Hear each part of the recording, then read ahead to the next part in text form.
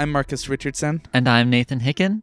I need to reevaluate this friendship that you and I have, Nathaniel Hicken. Oh. Incredible. Obviously. Entirely incredible. And I kid you not, I was absolutely at a point where I did not even think about Genevieve betraying me. That's been like the forefront of my mind, like ever since I've worked with her. Like ever since she popped up, I was like, I don't know your motives. You're being way too dodgy. And then for whatever reason, at this point, she was at the Oregon, and I did not think for a second that she would try to make a deal. Oh. Not for a second. It's a betrayal exhibit, but for multiple reasons. It's called the Betrayal Exhibit. An incredible finale. Incredible. I speak for all people who listen to this, asking, first of all, how did you come up with all of this? Yeah, just like tell me the ideation process of this exhibit. Yeah. Wow. Okay. So there's a lot going on here. I've had this room planned for over a year now. Crazy. I knew that I wanted to play with Alec, Jane, and Medina again and show their backstory. So something that, here's a little tidbit. This is where Medina dies. What? Yes. As you existed in this little pocket reality, you changed that. But this is where she dies. Oh my gosh. To Alec's hand? Alec does murder her. And that was the seed for this whole exhibit, was I wanted to explore that. It ended up taking more of a backseat to this other mystery. Right. But that is where the inspiration came from initially. Crazy. On top of that, I knew I wanted to play with betrayal a little bit. Mm-hmm. There's a lot to unpack here. So I don't know which avenue you want to go into, but there's inspiration from betrayal. There's also the need for Genevieve. I knew she was going to be a player character, almost like your Watson in this exhibit, where you're kind of working through it together, and she's a lot more seen and present than she has been. So I knew I wanted that, but I also knew that it was going to end with her trying to get what she wanted despite you. Blindsided. Ugh. I think that near the end, I was thinking more about, I assumed that Belle Hertz was going to pop up again. I assumed that we were racing her and that she was going to walk into the room. I didn't even talk to Medina about what she could offer me. I didn't do anything. But to be fair, it didn't seem like she had anything really going for her. In terms, like, sounds like she was lacking total power. Yes. And I can only assume we are hopping to the next time you're the curator, the arc continues. Yes, we'll pick right back up where we left you off in the room of tapes. Incredible. Do you have a name for the next exhibit? Tentatively, it's called the Red Room exhibit. No, nothing to do with anything from Black Widow or anything. So don't. that is don't read into that. But that is tentatively what it's called. Gotcha. Cool. All right. I was wondering, was there anything that was randomized about the Betrayal exhibit? Like, was there any tile drawing that occurred? Yes. So when I held those two decks, there are two decks. So there was your path that you went through, which has the room's order isn't super important, so I can randomize that. So you had attic, statuary, corridor. Attics connect to the chasm. You had the tower, and the vault. Genevieve's path, which is the lower path, went through the underground lake, the crypt, the game room, and then the furnace and the chasm. Was there an entire different set of puzzles? Yes, sir, there was. Nathan, why would you make more content than you can even show? Why would you do that? Just in case. There's a lot of little things that I added into this that weren't necessary, but just for fun. I mean, I had a blast. I really enjoy your puzzle design. I'm not actually very good at solving puzzles in a lot of contexts, but I really enjoy it when you're in the the creator's chair, because I feel like you help me through bits, and it always feels very clever. So I had a great time. I'm glad. But yeah, so Genevieve's path looks completely different. And if you had picked the other door, it would have been you who'd fallen down. That's what the doors were. Dang. So, thus, and if you'd fallen down, it would have been up to Genevieve to save Jane and Medina, and I would have just flipped a coin. Oh my gosh. That's wild. Thus, but you would have had to deal with Belle and decide what happens.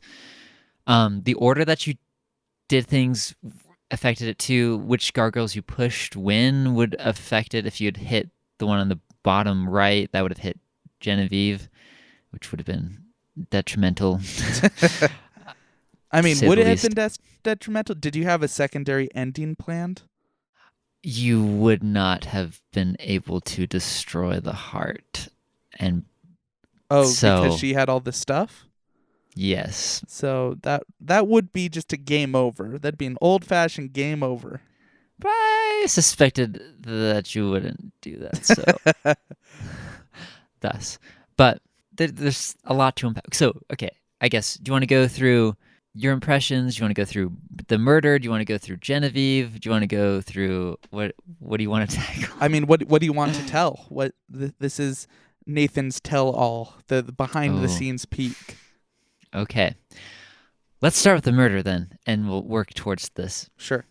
Okay, so the murder, I desperately wanted to play with the murder mystery trope. Everyone gathered a year after someone's death for some mysterious means. They all know each other, but they pretend that they don't, but there's secret lovers, there's hatred, there's rivalry, whatnot. So that was the vibes I went with, and I desperately wanted you to be able to play the butler. Important. I also wanted all the characters to be monsters in some way, shape, or form. So you were a dryad. Mm-hmm. You already knew Alec, Jane, and Medina, vampire, fae, banshee. Sumter was a Frankenstein's monster, with Lord Weitzel the stand-in for Frankenstein / Prometheus.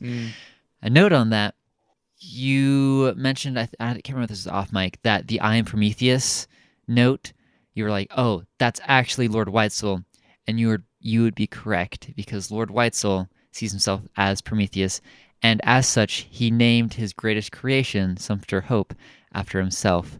Sumpter Hope is an anagram of Prometheus. Wow. Anagrams. That's awesome. I love that. Belle was an Empusa. Tell me more. What is that? Could have asked Alec or Genevieve or even Watson. Empusa is basically a creature that has made a deal with the god. A papusa? In Greek mythology. An Empusa, Empusa. Why have I never heard of this before? It sounds awesome. They're from Greek mythology. They serve, they might serve Hecate in Greek mythology, but they have a brass leg. And so when Belle Hertz made a deal, if you listen to the Tales of the Murder Museum, the Temple of Melanoy, Belle Hertz makes a deal with Melanoy and thus becomes her servant, becoming her Empusa. That's so cool. Oh my gosh. My exhibits, I just, pull stuff out of my butt, but then you have, but you on the other hand are like, well, there's a reason her leg is copper, and it's definitely copper because she is an Empusa. That is so cool. And that's the same thing with Weitzel. That's why he has one too, is because he made a deal, and as part of the deal, she now owns part of him and is intertwined with the creation. Genevieve is also a monster. She is a ghost. She's part of Ghost in the Machine. Oh, wow. The lore. Yeah. So I had a lot of fun. Again, none of that is super necessary, but I had a lot of fun building this world. Yeah. Sometimes I forgot that this was essentially a haunted house. I definitely remembered by part 7, but Yes. but like, like putting different parts of the body in different spots. There was a lot of spooky stuff, but not so spooky that it felt like horror. It felt creepy, not scary, and I love Yes. that. I'm happy about that. My goal was to get spooky and not horror to kind of balance that fine line. Earlier iterations of this exhibit were more intense, and I was trying to find a good balance that's fun, because we do have fun and it's humor. It's not. Yeah. Yeah. Yeah, that always has been kind of the balance of the podcast. Or like, I think that when we're at our best, we're simultaneously like dealing with the seriousness of like a crime or a murder. Yeah. But then also it's like a comedy podcast. So I think that you found a good balance in this one, and having it be both serious and scary, but also fairly lighthearted in a lot of ways. Yeah. I think that helps having fun characters and not too grisly of death scenes. Yeah. Yeah, we usually don't delve too much into the gore of things. Yeah. Oh my gosh. Okay, speaking of spooky things, you tagged this grandfather clock from the beginning. You knew there was something up. And with I that. didn't even check it again. That is okay, because the grandfather clock has more to do with the murder. So Oh. we can go through that really quick. Yes, So tell me the details. the clock says C3 on it. C3. What that is a reference to is the bookshelf. If you go back to the library and look at the image of the bookshelf I showed you, there is columns and rows, A, B, C, D, 1, 2, 3. I wrote all these titles in there. If you go to C3, there's a book called 1142. I had a lot of fun with these titles, by the way. Just saying. Do you want to read some of your favorites? Oh gosh. Some things that I wish were real. I don't know. Radioland 1942. Violet Crimes. Sun Over Moonrise. Rigged to the Nines. Like, I don't. Some of these are just vibes. I have no idea what they mean. 2 Dead Horses. 1:15. Choke on it. I don't know. So just like. So Nathan, someone on the Discord, I'll wrap back around to what we're talking about right now, but someone on the Discord noticed that 2 of the exhibits I've done were physical objects that you mentioned being in the museum. You mentioned an egg and you mentioned a VHS. I could use this bookshelf for the rest of our lives, like inspiring different exhibits. Right? Like you could just start something, and then I'd be like, oh, this is Queen of the Ska. Or Queen of the Sky? I can't tell what that is. Queen of the Ska. Queen of the Ska. Shook, Line, and Sinker. I don't know. Yeah. Her Temple Calls. There's Riddlesburg over in the corner there, too. Riddlesburg, which you can find on our Patreon. That's right. Check out Riddlesburg today. Only the price of a Patreon It's either subscription. free or $5 a month for perpetuity. I guess that free sounds better, doesn't it? Yes. Anyway. But yeah, so there's a couple red herring times in these bookshelves in case you caught onto that. So there's like 1:15. There's 7:20, but C3, the only book with the numbers in it, is 1142.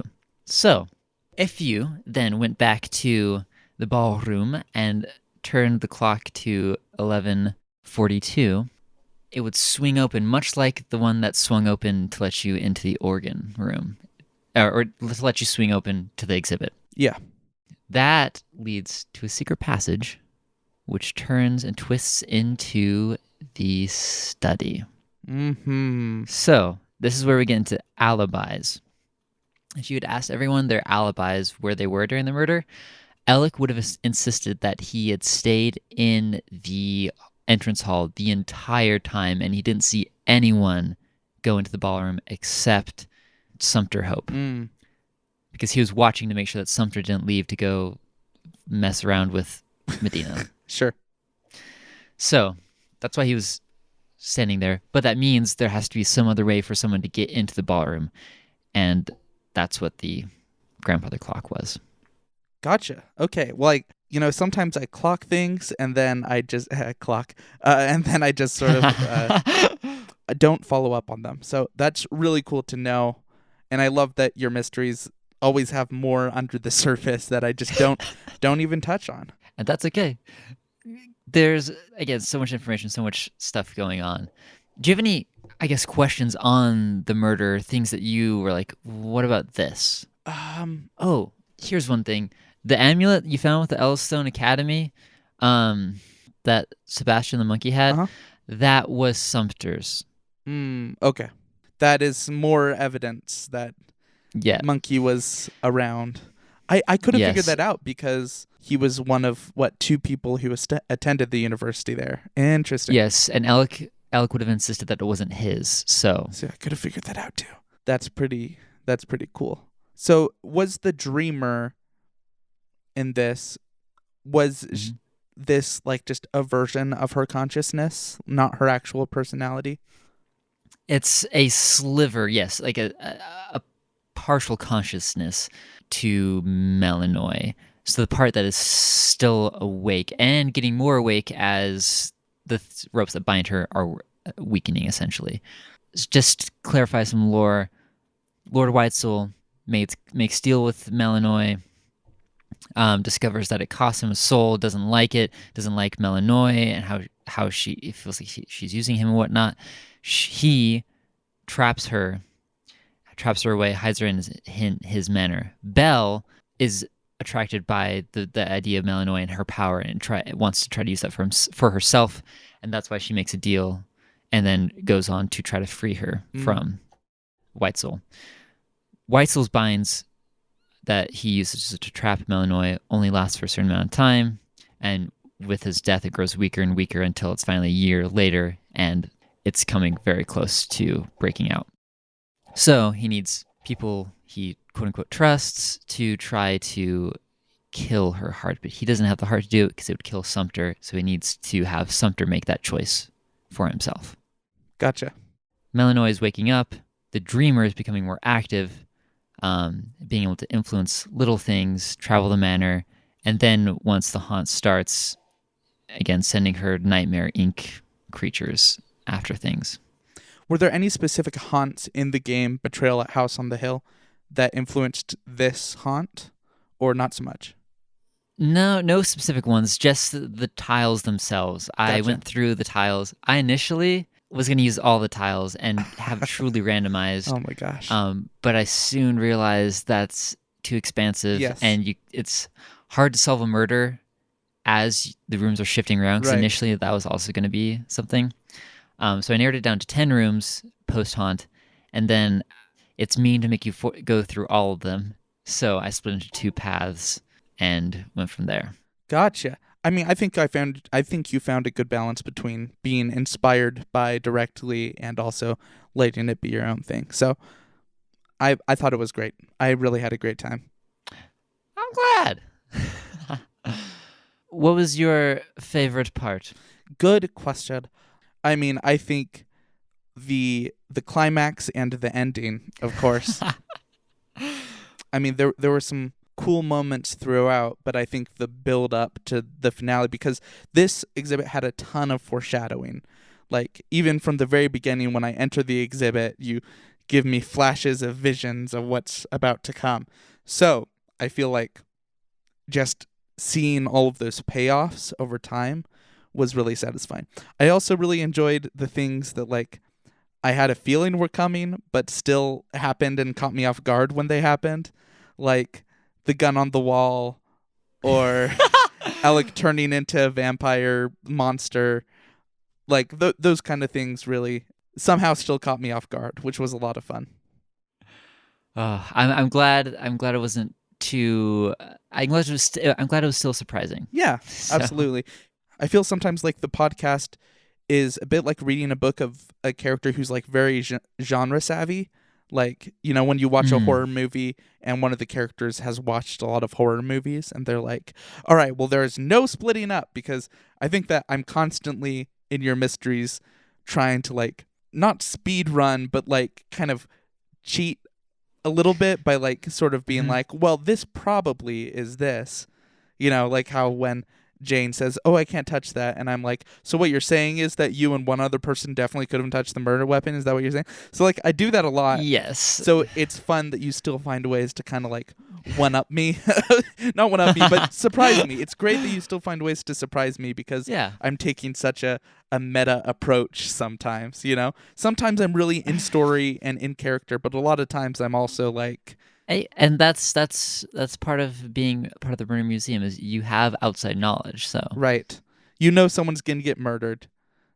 Like so. Yeah. So it's part story, part game, and that's kind of always how it's been. Yeah, it's been fun to balance. But Malinois and Genevieve will return very soon. Oh man. Well, Nathan, here's a promise. My next exhibit is going to be more lighthearted than this one. Yes. I look forward to it. Heck yeah. This will be the most puzzly and probably the most spooky exhibit that I do. So I mean, I heard something about the tomb of Merikari, so I'm thinking we're gonna be excavating an Egyptian tomb at some point. That's what I'm feeling. Those are the vibes. So I'm interested to see if that's where we go next.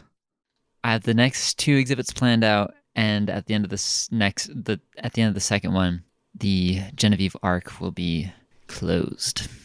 Oh, that's so exciting. Well, I'm sure I speak for both myself and the listeners when I say I'm really excited to see where you go with this. It's a lot of fun to see you be able to realize larger ideas. And it's also been really cool to see that people enjoy these like larger meta stories and meta lore. I think that it's been really encouraging that people enjoy those things. It's been fun to see people digging into the cipher at the end that we've been putting in. So yeah, absolutely. To the listener who may still be listening to this, thank you so much for going through this. I think that this was we continue to be more and more ambitious, I think, with these exhibits. Yes. and this one definitely took a lot of work recording and editing. But thank you so much to the people who have said hi in Discord and encouraged us to keep going. Thank you to our Patreons. We're excited to pretty soon do more shout outs to Patreons and also add more stuff on our Patreon that you get access to. But first and foremost, it's really just a way to give back if you've appreciated what I hear is like 23 hours at this point. Someone counted the hours of content we've done without the like bonus episodes. So someone on Discord counted the hours, and it's a lot. So like, giving back is something that we really appreciate. And thank you so much to the people who have done it so far. It's been awesome to see all the support and theorizing and whatnot. So, I mean, this is the end of our 10th exhibit, I believe. That's a lot.